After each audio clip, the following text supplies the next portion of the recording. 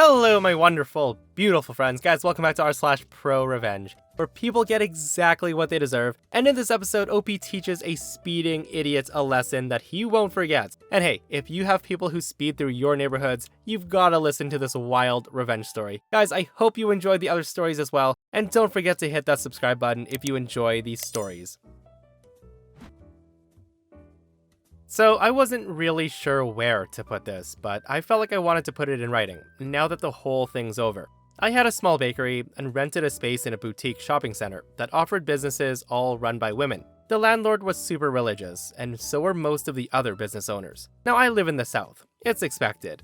I want to note that I'm an atheist, and being in the South, I kept it very quiet. I had a great relationship with everyone at the shopping center, including my landlord. Until about 10 months into my 1-year lease, when a woman who wanted my space found out about my atheism, and she outed me to my landlord. Cue the sharp decrease in the amount of business from vendors, sudden loud religious music being played in the common areas of the center, and then a 25% rent hike to only me, after being told that the rent would not increase. Finally, when I still didn't leave and instead renewed my lease, I received a flat-out termination of my lease, with no stated reason. In between the rent hike and the lease termination, she apologized to me for treating me badly, stating that Jesus wouldn't want her to treat people that way. She told me that finding out that I was an atheist when she believed me to be a Christian had really thrown her off, and she didn't know how to treat me. Everything culminated when she changed the locks on my business door 2 weeks before my lease term was up. I got my keys back. I then shut down my business and slowly began moving things out, even though she demanded that I move out immediately.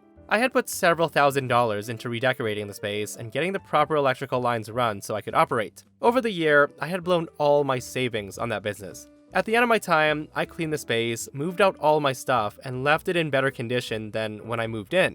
I took lots of pictures, at the beginning and at the end of the lease, and documented everything in writing. The person who outed me also had a bakery, and promptly moved into my space and changed nothing in the decor. I calmly waited 60 days for a return of my $400 security deposit. I want to note that I've also been a paralegal for 15 years, and I took a year-long hiatus to try to run the business. On the 61st day, I had an attorney in my firm write a letter to the landlord, demanding the statutory amounts owed to me, which was $1,400. What I got in return was a call from her lawyer to mine, telling me to back off, and if I attempted to get my security deposit back, they would call my boss and get me fired, and they would sue me for defamation for a comment that I had made on my personal Facebook saying that I thought my lease was terminated because I was an atheist. So I waited the required time frame and filed a suit for the $1,400 plus attorney fees. They promptly countersued me for defamation, fraud, and a whole racket of other things, and they wanted $10,000 minimum. They claimed that I caused significant damage to the property, and that I had stolen items that belonged to the landlord. I quietly wait for them to prosecute the case. They do nothing. After about 5 months, they offer me $400 to settle. I tell them no. Several more months pass, no discovery, no hearings, nothing. After a year, I filed a no evidence motion for summary judgment, asking that all the claims be dismissed. They didn't respond. Judge granted my motion. Then I filed a motion for summary judgment for $5,000 in attorney fees, plus the $1,400 in statutory damages. I attached pictures, emails, text messages, and all sorts of other proof to every one of their claims relating to why they didn't refund the deposit, and how they were complete fabrications. Their attorney called wanting to settle for $1,000, and we told them no way. We wanted all $6,400. They didn't respond to my second message. The hearing was scheduled for last Friday. On Wednesday, we get a settlement offer of $4,500, and my attorney counters with $5,400. They accept. So after 18 months, I got my cashier's check for $5,400 today. I know that she treated me like dirt and booted me because I didn't hold the same religious beliefs that she assumed I did. Then she felt like she could get away with stiffing me the $400 deposit. Because of her attitude, she paid an extra $5,000, and I'm glad it's over. And maybe, just maybe, she'll be a slightly better landlord in the future. The landlord got exactly what she deserved, guys, and I almost wish OP got revenge on the person who outed her in the first place. Like, I'm completely flabbergasted. The landlord claimed she was Christian, and she didn't know how to treat OP when she found out they were an atheist. Like, how about treat that person like a human being? So, a little backstory. 25 years ago, my aunt passed away when I was a baby, leaving my two cousins who were both in their early 20s alone to fend for themselves. My grandparents, who were very wealthy, put a clause in their will that grandkids will receive half their share of inheritance if a parent passes away before the kids reach the age of 30, and then the other half when my grandparents eventually passed. Both of my cousins received a very sizable inheritance, coupled with the money they got from selling my aunt's house. The younger of the two paid off her college loans and she was able to buy property. She still lives on the same plot of land. The older sibling, however, blew all of his money within 6 years, and he was back to living in a condo working as a police officer. Everyone in my small family knew that he had a substance issue, so he was barely making ends meet with his officer salary, as he was buying copious amounts of drugs. The next 4 years, my cousin went to rehab 3 times, sponsored by my grandparents. He sobered up after getting his girlfriend, now wife, pregnant. She was an absolutely wretched woman. She saw my grandparents as a payday, and she essentially baby-trapped my cousin, thinking it was her ticket. Within 7 years, they had 3 kids, so she's locked in tight. She's a nurse, and with 3 kids around, they always need a little boost. And guess who they would always ask? You got it, my grandparents. Being the kind spirits they are, they always lended a hand. My father, mother, sister, and I got sick of it very quickly. My grandmother unfortunately passed away when I was 17. Leaving my grandpa as the last remaining. I was undoubtedly my grandfather's favorite among the grandkids, which left a real sore spot in the mouth of my cousin and his wife. I had 2 more years at home before college, so I lived with my grandpa to keep him company and help take care of him. My cousin and his wife hated this. They hated it so much that whenever they came to visit and I wasn't home, they would send their 3 gremlins into my room to destroy it. And this was the start. The longer I lived there, the more they would mess with me. Now, they did this to distance me and deter me from taking care of my grandpa, so they could swoop in and be the heroes. This continued until one day, one of the kids found my gun. By this time, I was 18 and in the possession of a firearm. Now, I use quotations because my grandfather has guns, but he can't aim and shoot them anymore due to arthritis. So when I moved in, he placed all the weapons in my hands should the need of self-defense arise. He told me that should he see them out for any reason other than cleaning, there would be hell to raise. Being very well trained with guns and having a sense of pride in defending my home, I took this responsibility very seriously. I always kept a handgun in a locked container in my nightstand, with a key on a high shelf out of reach from the gremlins.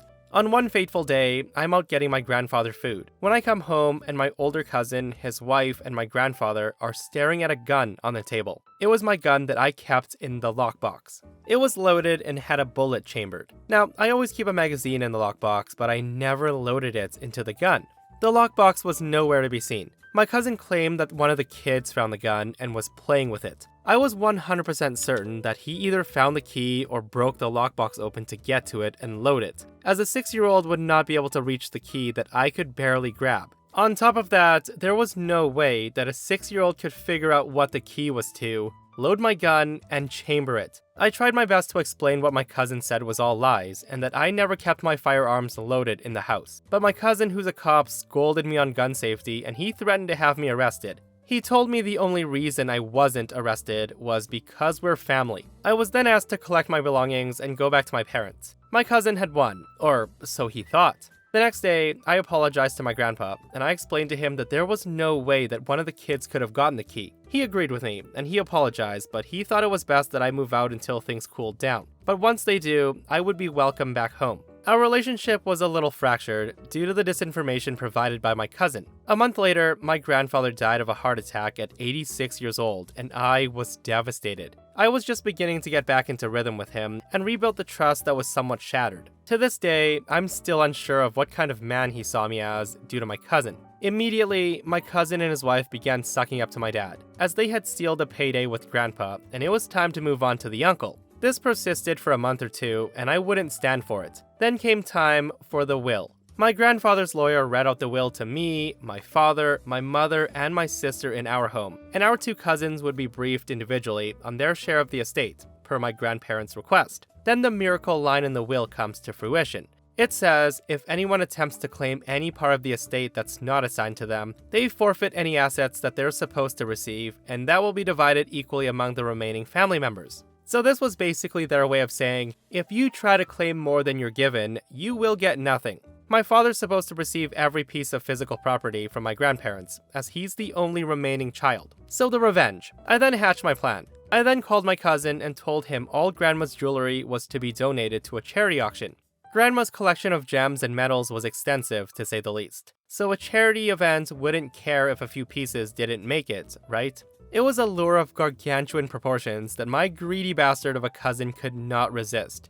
He bit right onto it, and he headed over to my grandparents' house ASAP, determined to snatch up as much as he could, as a handful would send his kids to college. Regardless of what I said, the jewelry was never going to go to him anyways, so his actions were purely on his own, since none of it was destined to be his. Coincidentally, Dad was on the way with a lawyer to my grandparents' house to overlook everything. Formality stuff.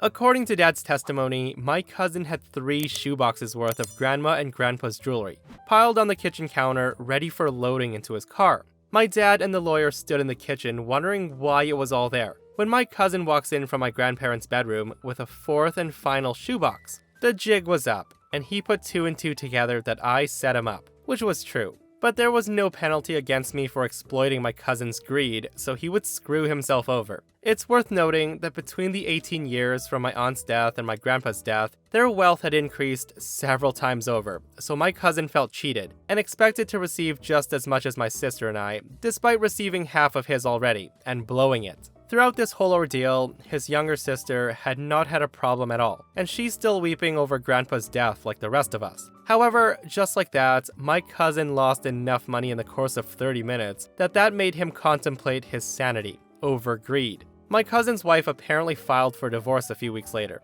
We haven't heard from him in 6 years, as he's all but a disgrace now. You can call this a fairy tale ending, and on this particular part of the story, it somewhat is, but honestly, I would rather have my grandparents. Now, this is such a crazy pro-revenge, guys. OP knew that his cousin's greed would lead to his downfall, and it totally sucks that OP lost that relationship with his grandfather due to his greedy cousin's actions. Like, reading so many Reddit stories, I'm not even shocked at the fact that family members would happily ruin another family member's life to get ahead. And I'm happy the cousin got exactly what he deserved. So this story happened 20 years ago, give or take. My uncle lived in a residential neighborhood with many kids. The speed limit was 25 miles per hour on this road. His daughter, son-in-law, and granddaughter, Coco, let's call her, lived across the street. The granddaughter was around 4 at the time and would randomly wander across the street to see her grandpa and go to his house. And yes, my cousin was not a good mom. The first of many signs being that she let her pre-kindergarten age daughter just walk off on her own.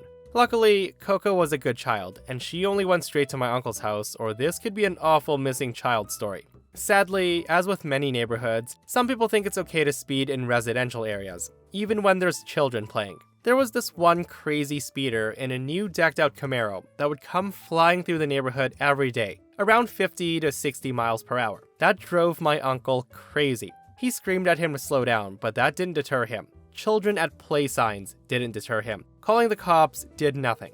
There were cars parked curbside on the streets, and kids lived all around here. Anything could happen. A kid could dart out between parked cars into the street, chasing a ball that got away. Someone could get hurt very easily. Even worse, Coco could be walking over to see my uncle, and this guy at his speed wouldn't be able to stop in time. So my uncle thought about it for a while on how to get the guy to slow down. Now, my uncle is normally an act now, think about it later type, so I'm impressed he actually plotted something, rather than just throwing a hammer and breaking the windshield. My uncle wanted to make sure that this guy really got the message that he didn't need to be anywhere so fast that he endangered lives. Endangering lives. Yeah, that's the idea. You see, my uncle had an old covered baby carriage from when Coco was an infant. She used it to play with her dolls. The Camaro guy had a pretty predictable schedule, so my uncle took the carriage with the doll in it outside, and he hid in front of his car, parked at the curb where he knew Camaro guy couldn't see him. According to schedule, Camaro guy would be coming the opposite direction, so he would be seeing the rear of my uncle's car, while my uncle was in the front. My uncle then waits until he heard the Camaro coming, waited a moment as it neared, and pushed the carriage into the road. For added dramatic effect, my cousin was nearby, and she screamed, "The baby! Catch the carriage!" Of course, the Camaro guy had no time to react, and he plowed right into the carriage, sending the doll flying. Uncle and cousin ran for the doll like it was a baby. They were freaking out and looked at the driver. And the idiot didn't stop, but you could tell he was freaked. Uncle said he turned pale and turned at the nearest corner one house down to get out of there. Well, reason stands that the guy must have figured out that he didn't really hit a baby because it would be all over the news. But we never know for sure. What we do know is the guy never came through the neighborhood again at any speed, and he was spotted a number of times at the local bus stop, waiting on the bus. I was in that area about 5 years ago with my uncle, and he pointed out someone on the bus bench waiting and started laughing. He told me it was the Camaro guy, waiting for the bus again. As I said before, this happened around 20 years ago, and we saw him 5 years ago. I guess that scared him out of driving for life, and I think he got the message. Guys, that was an absolutely epic revenge, but let's talk about the fact that that idiot didn't even freaking stop when he clearly hit a baby carriage. He just kept driving off. Like, yeah, thank goodness it was a doll and not a real baby, but seriously, to keep driving off and never looking back after smoking a baby carriage, what a freaking scumbag. So I'm a professional baker, and I've worked for various companies developing recipes and the like. I found a job at the local grocery store, working super early mornings on their pastries for the day. There were usually a few other people there, one of whom was a mixer. Now, mixers typically follow a spec sheet with all the weights of the ingredients that they need to batch mix. It's kind of mindless work and doesn't require much thought. He was a young guy, fresh out of his teens. We became fast coworker friends and enjoyed chatting up about baking, and I'd help him put our supply order away. It was good times. One day, a woman with a thick Russian accent comes in and she hands us business cards. She told us whatever we're getting paid, her company would double it if we came to work for them. Hearing this, I schedule an interview, thinking this would be a great opportunity for me. It was a new grocery store concept, like a glitzy, glammy, European-style Costco, whatever that means. When I went for the interview, the place was literally still under construction. I met their lead baker, and we hit it off right away. He warned me that the big boss had interesting tastes, and we would need to work with that. No biggie, it was more money, so I decided, let's go. They hired us both, and over the next several months, it was a really interesting and fun experience. The big boss, who was a thick, burly Russian man, wanted his place to be like Costco, mass production of quality pastries. They were bringing in crazy amounts of new equipment, including folders, shapers, and injectors that were easily worth millions. We didn't have much equipment to start, and we were doing a lot of mixing in trash cans. Remember my mixer buddy? Well, he was working on the bread dough, using spec sheets provided by the lead baker. Over time, they were bringing in more staff, and it was a lot of fun developing new recipes, experimenting with ratios, and figuring out how to get over constraints for the types of products the boss wanted. Now, did I mention that he was an a-hole? Oh yeah. When he was reviewing some cheesecake I made, he said, "Good job, sweetie." I came back with, "Miss, ma'am," or "My name is fine." He then scowled at me, and from that point on, he treated me like garbage. We then brought on other women on staff, and I watched him hit on them. They pretended to enjoy it. This place was paying top dollar, and you had to get in good with the big boss, right? So the stage is set here. The boss quickly turned his business into a game of Survivor. He'd fire people on the spot for whatever reason. One day, one of the people he sacked was the lead baker. Now, that came to us as a surprise, since he was developing all of the recipes that we'd been using. I inherited a lot of his notes, and his development work was divided between me and the mixer. So the whole time the mixer was kissing the big boss's ass pretty hard. He was seeing an open position with the lead baker gone, and he quickly became invested in the idea of him running the bakery show and making some serious money. At the same time, my relationship with Big Boss was quickly declining. For example, I had him sample some cinnamon rolls I made, and he came back with, "I hate these. They're terrible." I then asked him, "What do you not like? We can change anything about them. The dough, the filling, the icing." He then replied with, "I don't know. I just don't like them." So on a hunch, I gave him some cinnamon rolls from the same batch to another lady that he had eyes for.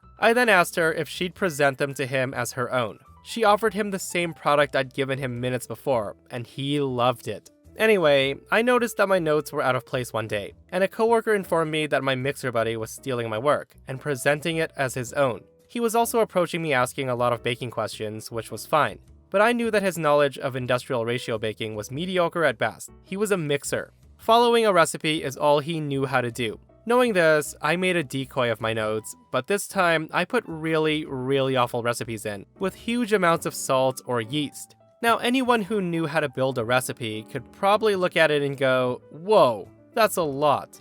But not Mixer Buddy. So my original plan was to leave this in an obvious spot as bait, and let him steal the awful recipes, but Big Boss had other plans. We sat down for a pre-launch meeting, and he informed me that I wasn't going to be working in the bakery anymore. Mixer Buddy was going to be taking over as lead baker, and I was to give him all of my notes so far. And I thought, no problem, boss. A day later is when the fun really began. Mixer Buddy mixed up a bunch of super salty cake batter, and I heard the boss screaming at him about way too much salt. And that's not even where the fun begins.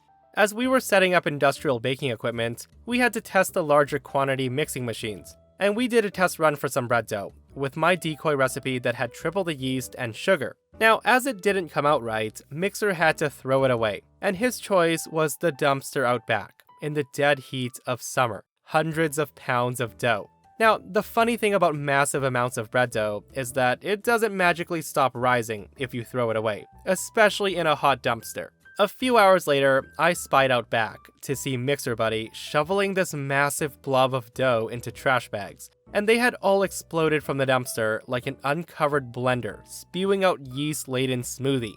Now, about the mafia thing, the store was really strange. They had been ordering doubles of all the crazy industrial baking equipment and storing them in the back. We had nowhere to put any of this. I also looked up the company they were subcontracted under, and it was to a dead address in Russia. Big Boss also had unarmed security guards everywhere, and this was a grocery store, mind you. I had a feeling that this company was more of a front for laundering a bunch of money. I eventually was fired by Big Boss, which was great because I had been job hunting, full well knowing that this business was a sinking ship. I had a new job lined up already. They had their grand opening, did business for 3 months, and then they closed. RIP Mixer Buddy.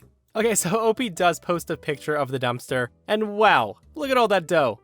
And that, my friends, brings us to another end of r/ProRevenge. Guys, I hope you enjoyed the stories today. If you did, hit that thumbs up button. And if you missed yesterday's episode on the channel, a super entitled Karen lets her son steal cars and actually defends him when the police come. It's such a crazy story, so go check it out if you haven't. And myself and Stevie Boy will see you guys in the next one. We love you.